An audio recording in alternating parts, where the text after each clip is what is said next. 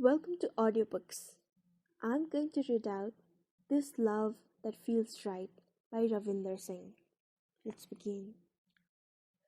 My name is Naina Singhania. I'm 25 and I'm married. In my life, marriage happened first and I fell in love later. The only problem was I fell in love with a man who's not my husband. This is the story. Chapter 1. On that afternoon, driving up the spiraling ramp connecting the basement car park to the exit, I lost my newfound confidence as a driver. It was my first time driving up a steep incline.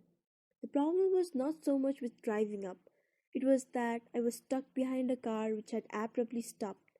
Damn, I cursed as I applied the brakes. The car in front of me had just begun to move when it halted again a few feet ahead. I tried to do the same, but I failed miserably. You see, the second I released the brakes to press the accelerator, my car began rolling backwards. Reflexively, I hit my right foot back onto the brake pedal.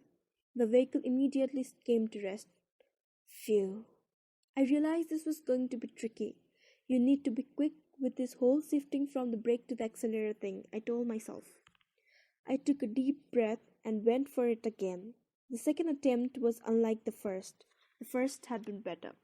I shifted from brake to accelerator effortlessly, but I fumbled while releasing the clutch at the same time. This juggling was challenging enough for me on level ground. This time, the race was also against gravity. It was quite a circus. It required understanding, experience, and a cool head, none of which I possessed at the moment. My car continued to roll back. I panicked and slammed hard on the accelerator. The engine roared. Time for me to release the clutch gradually, I reasoned, but I could not control the action and ended up releasing it in one go. The vehicle jerked forward and came to a dead halt. The ignition went off. I was back to square one.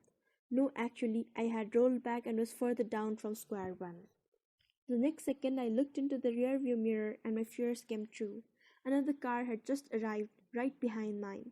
Shit, I hated being in that situation. All this while, the car in front didn't move an inch.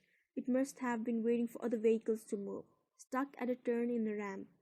I could not see beyond the car ahead of me, but I could hear the sound of the engines and the accelerations. At that moment, how I wished that one of the cars would break down to buy me more time. But they only broke my heart. They moved. When the car in front moved, the whole world behind me expected me to do exactly as the same. But I was on a slope, on a spiral slope with the car standing inches behind mine. Plus, my previous two failed attempts were still fresh in my memory. Mother Earth, swallow me. All this while I had been pressing hard on the brake. I reignited the engine. I was quick with this part, twisting the key and infusing life into my car, having mastered it through numerous repetitions through my driving lessons. Suddenly, the car behind me honked, and then there were a few more honks, one after the other. In the rear view mirror, I could now see a trail of cars. Said it was time. Just do it, Naina. I looked at my moist finger trembling on the steering wheel.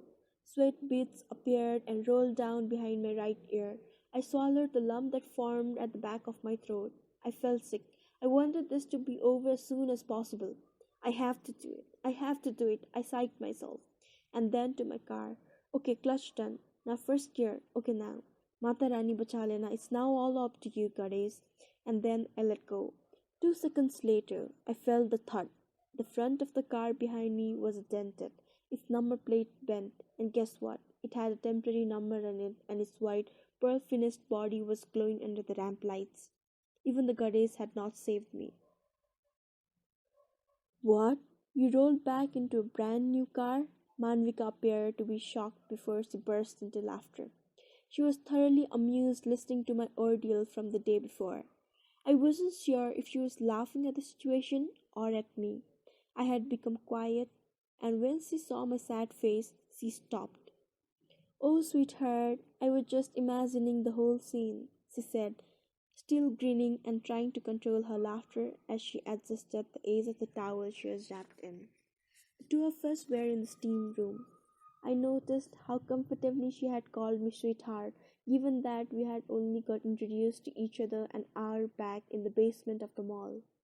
I hadn't found a place to park my car in that jam packed parking lot. I was in an argument with the parking lot attendant who was trying to get me to park my car in the open parking beside the mall when Manvika stepped out from her car.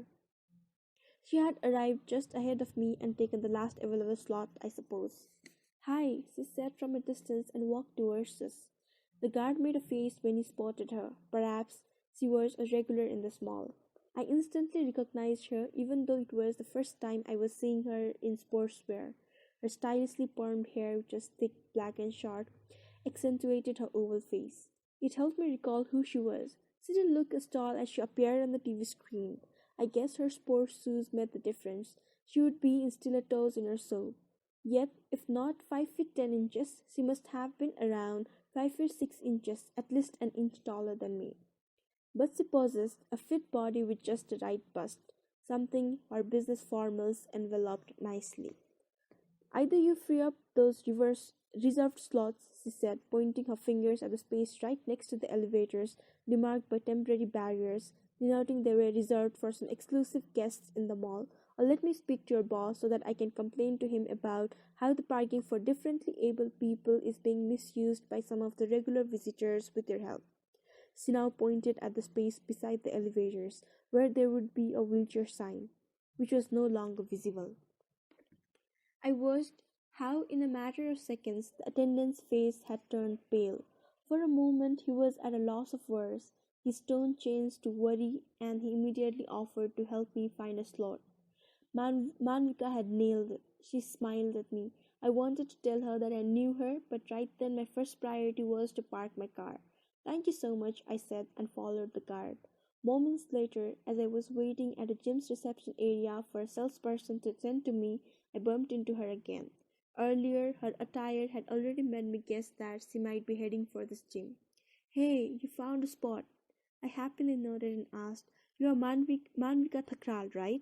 I had watched several of her 8:30 p.m. debates on Newsline, a popular news channel on TV. Oh, so you know me, she smiled.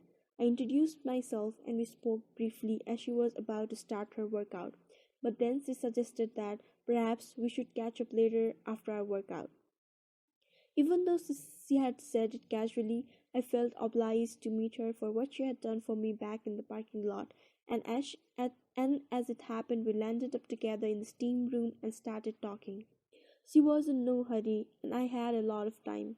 And with no one around us in that steam room during that time of the day, we eventually ended up having a long conversation. Since she had helped me in my moment of crisis, I ended up telling her about my previous day's experience, which coincidentally took place in our very parking lot. I feel sorry that it was a brand new car. I only realized when I stepped out of my car to see what I had done. He was already out of his by then, I said shamefacedly. He? Manvika asked with a twinkle in her eyes. I blushed. The guy in the car behind me, I clarified.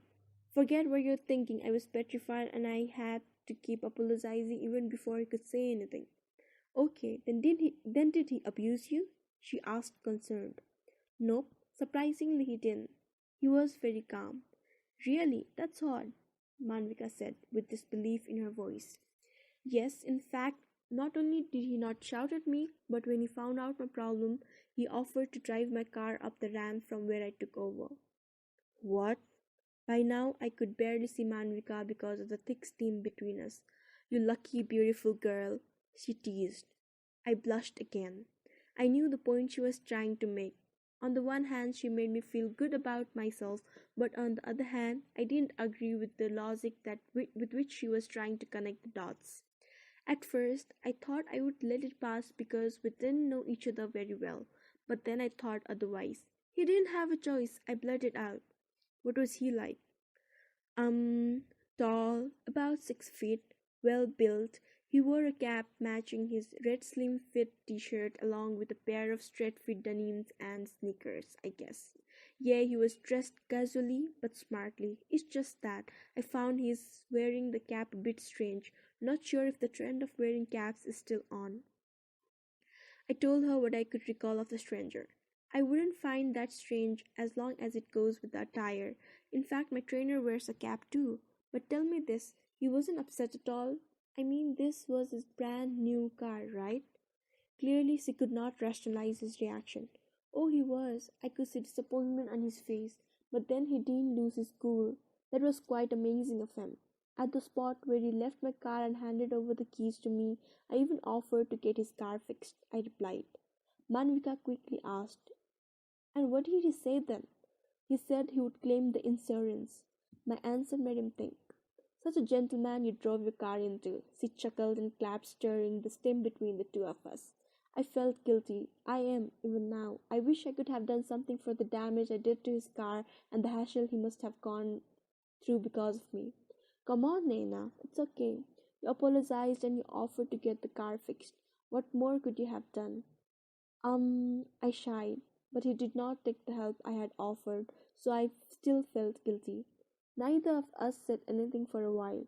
The vent made an abrupt noise and began flushing gallons of steam again. The temperature that had fallen a bit by then began to rise. I pushed my head back and relaxed, waiting for the steam vent to turn silent again. Do you think he didn't get mad at you but helped you because you're beautiful? Manvika asked as if she was interrogating me. I realized she had an inquisitive nature. I guessed a lot of it had to do with the profession she was in. Beautiful? Come on, you are being nice to me. I'm plump. Besides, you are undermining his intentions. Well, you have a beautiful face with sharp features and gorgeous skin. Your long dark hair complements your fairness. I'm not being unreasonably nice to you. As far as weight is concerned, we have joined this gym to lose it. It will happen eventually, she said. Thank you for saying that, but I wish I could be bold and fit, the way you are. Haha, well, I shamelessly accept that praise. Thank you. But I want to know why you said I'm bold, she asked. Um, Not just bold, but the entire attitude with which you carry yourself. I really admire it. I didn't know what it was about her that was making me very straightforward with her. The way she had been protective about me, paid attention to what I had gone through, made me want to tell her everything, even though this was our first long conversation. Attitude? Well, what exactly in it? She asked. She wanted a more objective answer. Like the way you carry your new debates, you are precise. You articulate your points so well in fewer words, and you are brutally honest. I paused for a second. She was quiet, so I spoke. I never found you hesitate in calling a spade no matter who is on your show. You are direct, and this no nonsense stance of yours is what I admire the most. It is commendable. Not sure how you do it, but all this makes me, and I am sure a lot many of your viewers like you. I didn't hear her react. I couldn't see her reaction. I could just feel her strong silent presence. I thought she'd be very happy to know my opinion of her, but nothing of that sort happened. When she finally spoke, she said, anything that you don't like or hate in me? That was not what I had expected, but I answered anyway. Can't think of any. She whistled. Awesome. Haha, now you say that. I laughed. I'm not lying, you know. I know. Thank you very much for your compliment, she said in a reassuring tone. She meant it. And then the 10-minute timer we had set for our steam session went off. It was time to go out. As I stepped into the cold shower, I thought about the stranger on the ramp. I remembered his smile. I smiled too. So this was chapter 1. I read out from page number 1 to page number 9. The following chapters will be uploaded in the coming videos, so please like and subscribe. I hope you people will have a lovely time ahead. Be healthy, be happy. Thank you for listening.